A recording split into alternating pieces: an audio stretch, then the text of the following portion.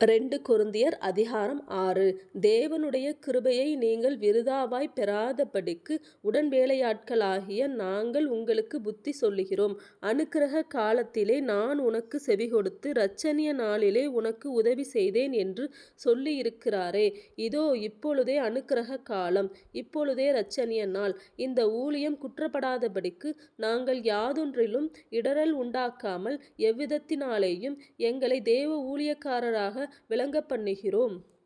மிகுந்த பொறுமையிலும் உபத்திரவங்களிலும் நெருக்கங்களிலும் இடுக்கண்களிலும் அடிகளிலும் காவல்களிலும் கலகங்களிலும் பிரயாசங்களிலும் கண்விழிப்புகளிலும் உபவாசங்களிலும் கற்பிலும் அறிவிலும் நீடிய சாந்தத்திலும் தயவிலும் பரிசுத்த ஆவியிலும் மாயமற்ற அன்பிலும் சத்திய வசனத்திலும் திவ்ய பலத்திலும் நீதியாகிய வலதிடது பக்கத்து ஆயுதங்களைத் தரித்திருக்கிறதிலும் கனத்திலும் கனவீனத்திலும் துர்க்கீர்த்தியிலும் நற்கீர்த்தியிலும் எத்தரெண்ணப்பட்டாலும் நிஜஸ்தராகவும் அறியப்படாதவர்களெண்ணப்பட்டாலும் நன்றாய் அறியப்பட்டவர்களாகவும் சாகிறவர்கள் எண்ணப்பட்டாலும் உயிரோடிருக்கிறவர்களாகவும் தண்டிக்கப்படுகிறவர்கள் எண்ணப்பட்டாலும் கொல்லப்படாதவர்களாகவும் துக்கப்படுகிறவர்கள் எண்ணப்பட்டாலும் எப்பொழுதும் சந்தோஷப்படுகிறவர்களாகவும் தரித்திரர் எண்ணப்பட்டாலும் அநேகரை ஐசுவரியவான்களாக்குகிறவர்களாகவும் ஒன்றுமில்லாதவர்கள் எண்ணப்பட்டாலும்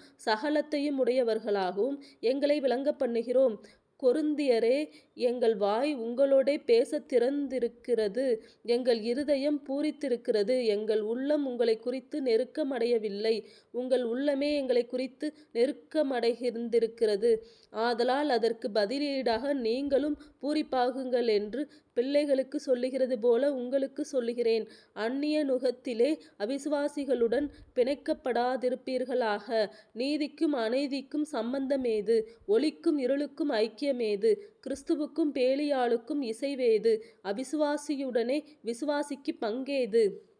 தேவனுடைய ஆலயத்துக்கும் விக்கிரகங்களுக்கும் சம்பந்தமேது? நான் அவர்களுக்குள்ளே வாசம் பண்ணி அவர்களுக்குள்ளே உலாவி அவர்கள் தேவனாயிருப்பேன், அவர்கள் என் ஜனங்களாயிருப்பார்கள் என்று தேவன் சொன்னபடி நீங்கள் ஜீவனுள்ள தேவனுடைய ஆலயமாயிருக்கிறீர்களே. ஆனபடியால் நீங்கள் அவர்கள் நடுவிலிருந்து புறப்பட்டு பிரிந்து போய் அசுத்தமானதை தொடாதிருங்கள் என்று கர்த்தர் சொல்லுகிறார். அப்பொழுது நான் உங்களை ஏற்றுக்கொண்டு உங்களுக்கு பிதாவாயிருப்பேன், நீங்கள் எனக்கு குமாரரும் குமாரத்திகளுமாயிருப்பீர்கள் என்று சர்வ வல்லமையுள்ள கர்த்தர் சொல்லுகிறார்.